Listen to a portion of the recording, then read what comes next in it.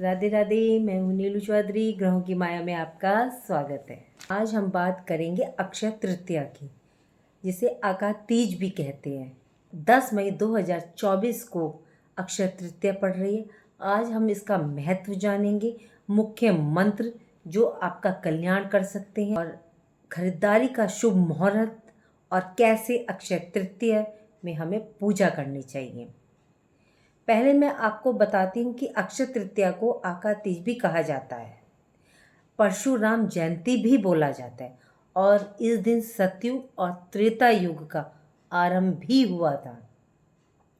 अक्षय तृतीया के दिन आप आंख बंद करके शादी विवाह कर सकते हैं, गृह प्रवेश और पूजा पाठ कर सकते हैं। कोई भी मांगलिक आयोजन है आप उसको कर सकते हैं। इस बार अक्षय तृतीया 10 मई 2024 को है। अक्षय तृतीया के शुभ मुहूर्त के बारे में जानते हैं। अक्षय तृतीया तिथि 10 मई 2024 प्रातः 4:17 से आरंभ होगी और 11 मई तक रहने वाली है। अक्षय तृतीया 10 मई को पूरे दिन रहने वाली है तृतीया तिथि, तो आप पूरे दिन खरीदारी कर सकते हैं। पूरे दिन शुभ मुहूर्त रहने वाला है। ज्योतिषीय दृष्टि से 10 मई बहुत ही महत्वपूर्ण तारीख है, क्योंकि ग्रह नक्षत्रों के अनुसार इस दिन चंद्रमा और बृहस्पति का गज केसरी योग बन रहा है। सुकर्मा योग भी है इस दिन, और इस दिन शश नामक योग भी है। तो ज्योतिषीय दृष्टि से इस दिन गज केसरी योग, सुकर्मा योग और शश नामक योग बनने से बहुत ही शुभ हो गया है ये तृतीया तिथि। मत्स्य पुराण के अनुसार अक्षय तृतीया के दिन पुष्प अक्षत दीप से भगवान विष्णु और लक्ष्मी की पूजा करने से काम में आ रही अड़चनें दूर होती हैं, काम आपके बनने लग जाते हैं, जीवन में चल रही परेशानियां दूर होती हैं। मत्स्य पुराण के अनुसार इस दिन हमें पूजन कैसे करना चाहिए। अक्षय तृतीया के दिन हमें पीले वस्त्र धारण करने चाहिए। सुबह प्रातः स्नान आदि करने के बाद मंदिर में चौकी पर हमें पीले रंग का वस्त्र बिछाना चाहिए। उसमें लक्ष्मी और भगवान नारायण की, विष्णु जी की मूर्ति को स्थापित करना चाहिए हमें, और उनके आगे हमें एक दीपक जला के रखना चाहिए। उस पर हमें गणपति जी का कोई भी मंत्र हम उसमें बोल सकते हैं। ओम गण गणपति नमः बोल सकते हैं, वक्रतुंड महाकाय सूर्यकोटि समप्रभा निर्विघ्नं कुरु मम देव सब कार्येषु सर्वदा, ये मंत्र भी आप बोल सकते हैं। इसको 3, 5, 7, 11, 21 इस वे में पढ़िएगा। आपको क्या करना है, अपने राइट हैंड में, दाहिने हाथ में आपको जौ, तिल, अक्षत, कुछ दक्षिणा रख करके आपने संकल्प लेना है। आप विष्णु लक्ष्मी जी के सामने संकल्प करेंगे कि मेरे कार्य जो नहीं बन रहे हैं, या मेरे व्यापार को अक्षय करने के लिए मेरे रोजगार में वृद्धि करें। मैं जो पूजा कर रही हूँ या कर रहा हूँ, आप इसे स्वीकार करें, और हाथ में रखे सामान को आप विष्णु लक्ष्मी जी के समक्ष छोड़ दें। फिर एक मंत्र बोलें। ये एक लक्ष्मी गायत्री मंत्र है और बहुत ही पावरफुल मंत्र है ये। तो बोलना कैसे, चलिए आपको स्क्रीन पे भी शो हो रहा है और मैं बोल के भी बता देती हूँ।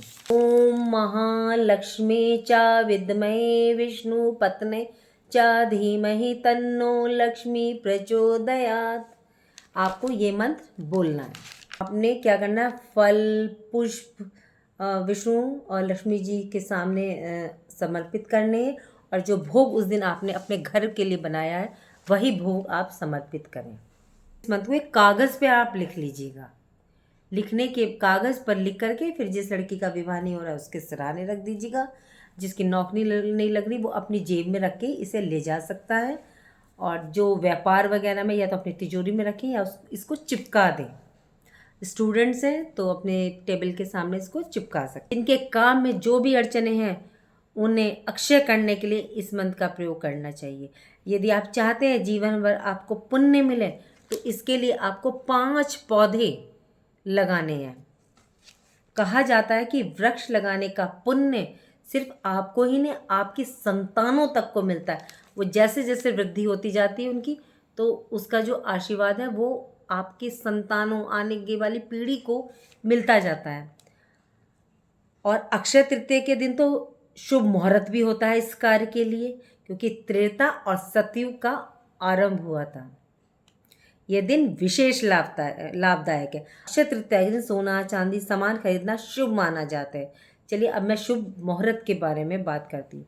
शुभ मुहूर्त है, पहला मुहूर्त आएगा आपका सुबह 5:33 से 10:37 तक। दूसरा मुहूर्त आएगा आपका दोपहर 12:18 से 1:59 तक। तीसरा मुहूर्त आएगा आपका 5:21 से 7:02 तक। और अब आप कहेंगे कि गोल्ड तो इतना महंगा, तो गोल्ड कोई ज़रूरी नहीं है कि आप गोल्ड ही खरीदें।